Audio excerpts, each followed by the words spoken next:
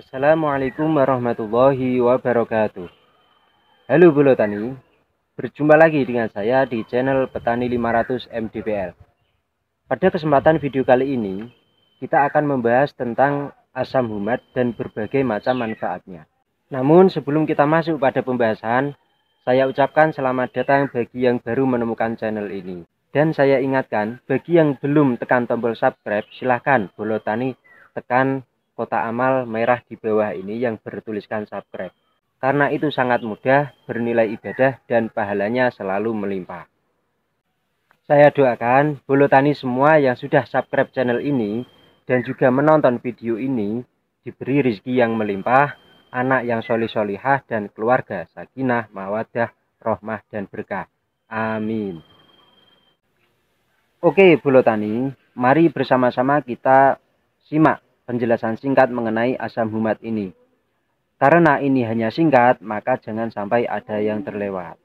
Silahkan.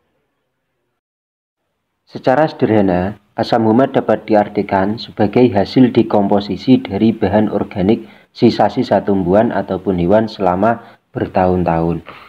Pemberian asam humat secara kontinu pada lahan pertanian akan memberikan dampak positif pada lahan juga tanaman kita, sehingga mampu memberikan keuntungan bagi kita sebagai petani. Berikut ini adalah beberapa manfaat daripada asam humat. Yang pertama, asam humat mampu memperbaiki struktur tanah secara keseluruhan, sehingga terbentuk tanah yang lebih gembur, remah, dan ringan. Yang kedua, asam humat mampu mengikat dan mengatur pelepasan unsur hara sesuai kebutuhan tanaman, sehingga mampu meningkatkan efisiensi pemupukan. Yang ketiga, mampu menjadikan unsur hara yang ada dalam tanah yang terikat menjadi tersedia yang bisa diserap oleh tanaman. Yang keempat, mengikat racun atau toksik dalam tanah yang disebabkan oleh sisa-sisa pestisida atau pupuk yang tidak terserap oleh tanaman, sehingga tanah dan juga tanaman bisa terbebas dari bahaya racun tersebut. Yang kelima, mampu menyerap air sehingga pada kondisi tanah yang banyak air seperti musim hujan, tidak akan terjadi tergenang pada lahan dan tidak terjadi erosi. Juga mampu menahan dan melepaskan air sehingga pada kondisi kekeringan seperti musim kemarau, tanah tidak mengalami kekurangan air yang akibatnya bisa kering, pecah-pecah, padat, dan keras. Yang keenam, menghemat pupuk. Karena tanah yang mengandung asam humat dalam porsi yang cukup, sudah tentu pasti keadaan tanah tersebut subur. Pada tanah yang subur, pemupukan akan dapat diserap secara maksimal oleh tanaman, walaupun porsi pupuknya sedikit. Berbeda dengan tanah yang tidak subur, meskipun banyak pupuk yang kita berikan, tanaman akan terasa kurang subur karena kurangnya kemampuan dalam menyerap pupuk. Yang ketujuh, meminimalisir patogen tanah. Tanah yang subur merupakan ekosistem yang nyaman bagi mikroorganisme yang bermanfaat bagi tanaman. Sehingga pada kondisi ini, perkembangan mikroorganisme lebih mudah dan akhirnya mampu memerangi patogen yang ada di dalam tanah. Yang kedelapan, meningkatkan kapasitas tukar kation. Peningkatan kapasitas tukar kation atau KTK akan menambah kemampuan tanah untuk menahan unsur hara, juga melindungi unsur hara dari pencucian air hujan maupun penguapan. Oke, Bolo Tani, setelah kita mengetahui berbagai macam manfaat dari asam humat, maka dalam setiap budidaya, saran saya jangan tinggalkan asam humat ya. Karena peran asam humat sangat penting untuk menyuburkan tanah, kemudian tanaman kita juga bisa menjadi subur, dan kita pun sebagai petaninya juga pasti akan untung. Kemudian, untuk cara aplikasi dari asam humat ini bisa dilakukan dengan dua cara ya Bolo Tani. Yang pertama kita aplikasikan dengan cara kocor ya. Cara kocor ini sangat efektif ketika musim kemarau.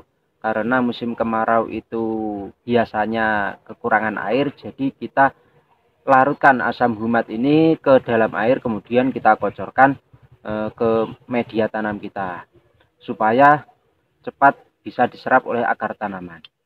Selain kita memberikan asam humat, juga kita memberikan air pada tanaman kita. Kemudian untuk musim hujan, dikarenakan musim hujan itu identik dengan air yang banyak, media tanam kita kemungkinan basah, lembab, maka yang efektif dalam pengaplikasian asam humat ini kita tabur pada media tanam kita. Ya.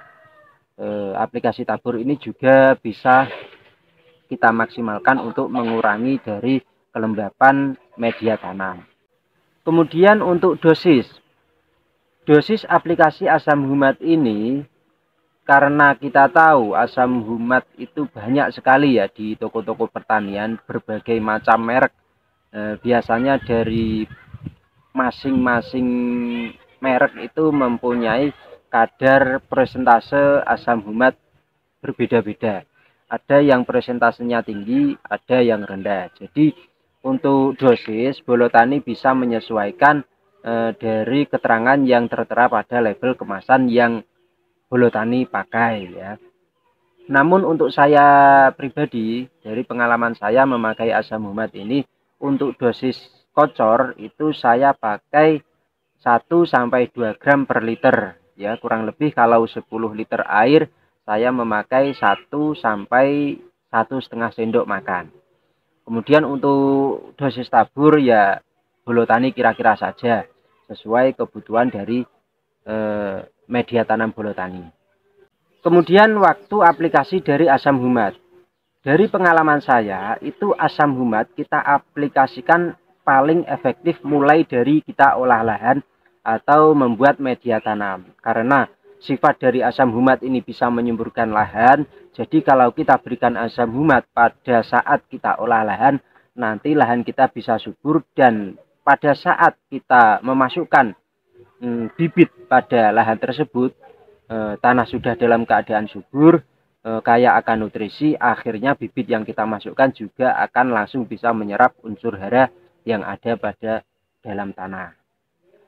Kemudian pemberian asam humat ini juga sangat efektif ketika kita melakukan pemupukan. Jadi untuk pemupukan kocor, misal Bolotani menggunakan NPK, itu sangat bagus dimix atau dicampur dengan pemberian asam humat ya.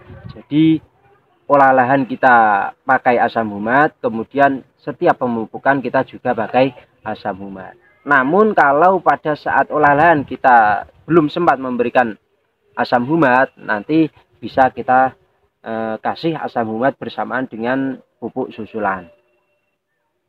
Kemudian interval atau jarak pemberian asam humat yang sekarang dengan yang berikutnya. Untuk interval ini bisa kita berikan kondisional ya Bolotani, sesuai dengan keadaan kondisi tanah kita masing-masing. Kalau dirasa tanah kita itu kurang subur, maka bisa kita aplikasi asam humat secara rutin dalam jangka waktu yang tidak begitu lama, misalkan 1 minggu sekali atau maksimal 2 minggu sekali.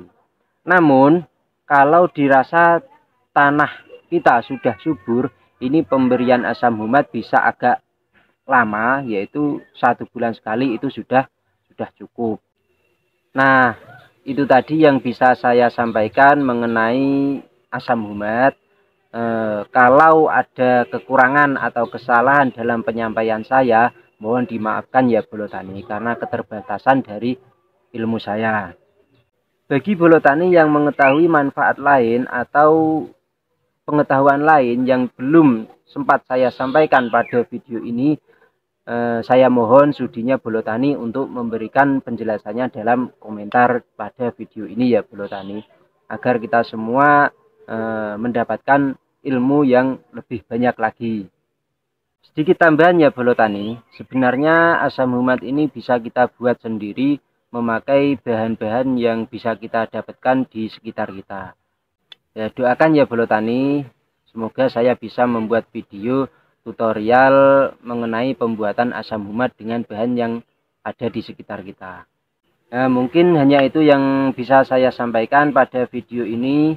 Terima kasih saya ucapkan kepada Bolotani semua yang sudah berpartisipasi menonton video ini sampai selesai. Semoga kita semua tetap dalam keadaan sehat dan bisa menebar kebaikan yang bermanfaat bagi sesama. Oke, sekian. Wassalamualaikum warahmatullahi wabarakatuh.